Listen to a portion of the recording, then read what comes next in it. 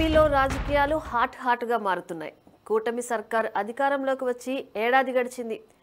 ఎన్నికల్లో ఇచ్చిన హామీలను అమలు చేశామని చంద్రబాబు పదే చెబుతున్నారు.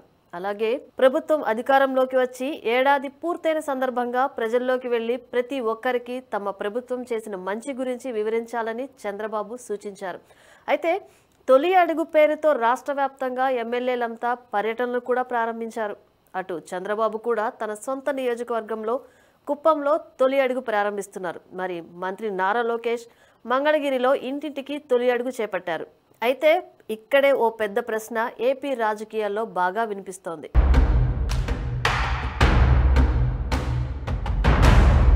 ఏపీలో 3 పార్టీలు కలిసే పోటీ చేశాయి.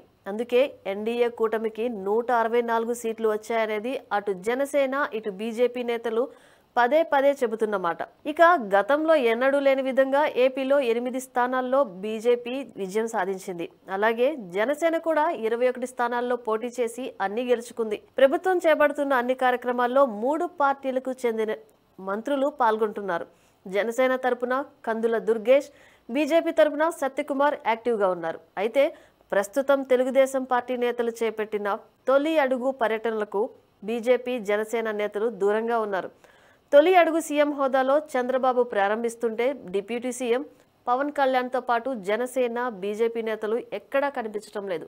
దీంతో ప్రభుత్వంలో ఏం జరుగుతుందనే టాపిక్ ఇప్పుడు వైరల్గా మారింది.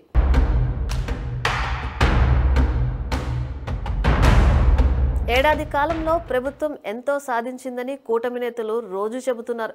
చేసింది ప్రజల్లోకి వెళ్లి చెప్పుకోవాలని అలా ప్రచారం చేసుకోలేదు కాబట్టే 2019లో ఓడిపోయామని చంద్రబాబు వెల్లడించారు కూడా. అయితే ఈసారి మంచి పనిని ప్రజలకు వివరించాలని ఆదేశించారు.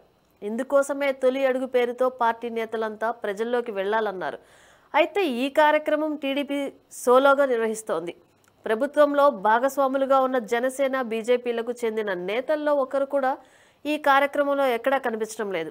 గ్రామ స్థాయి నుంచి రాష్ట్ర స్థాయి వరకు ఎక్కడ కూడా బీజేపీ జనసేన నేతలు తొలి అడుగు కార్యక్రమంలో పాల్గొనలేదు. ఎన్నికలప్పుడు 3 పార్టీల కండువా వేసుకుని వచ్చిన నేతలు సరిగ్గా ఏడాదికే సింగిల్గా రావటం ఏమిటనే చర్చ ఆసక్తికరంగా మారుతుంది.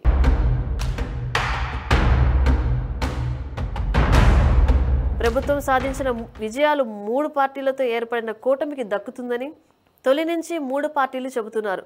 ఏపీలో డబుల్ ఇంజన్ సర్కారు ఉందని బీజేపీ నేతలు పదే చెబుతున్నారు. అలాగే ప్రభుత్వంలో తాము కూడా భాగస్వామ్యులమే అని, కాబట్టి నామినేటెడ్ పదవుల్లో తమకు కూడా మెజారిటీ వాటా ఇవ్వాలని ఇప్పటికే డిమాండ్ చేస్తున్నారు. ఇక బీజేపీ ఏపీ అధ్యక్షుని ప్రమాణ స్వీకార కార్యక్రమంలో విష్ణుకుమార్ రాజు చేసిన వ్యాఖ్యలు పెద్ద దుమారం రేపుతున్నాయి.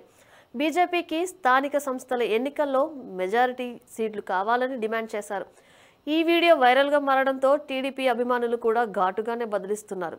పదవులు కావాలని అడుగుతున్న నేతలు తొలి అడుగు పేరు కార్యక్రమానికి ఎందుకు దూరంగా ఉన్నారని ప్రశ్నిస్తున్నారు. అయితే దీనిపై బీజేపీ జనసేన అభిమానులు కూడా ధీటుగానే జవాబిస్తున్నారు.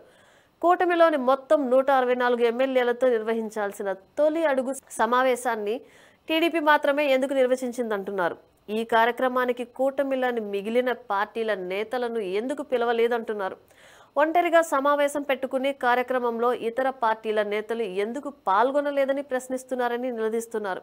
తొలి అడుగు కార్యక్రమంపై ఇతర పార్టీల నేతలకు కనీస సమాచారం కూడా ఇవ్వలేదంటున్నారు.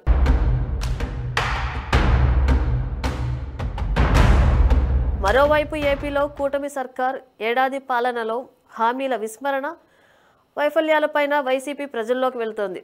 ఈ సమయంలో కూటమిలో పరిణామాలు కీలకంగా మారుతున్నాయి.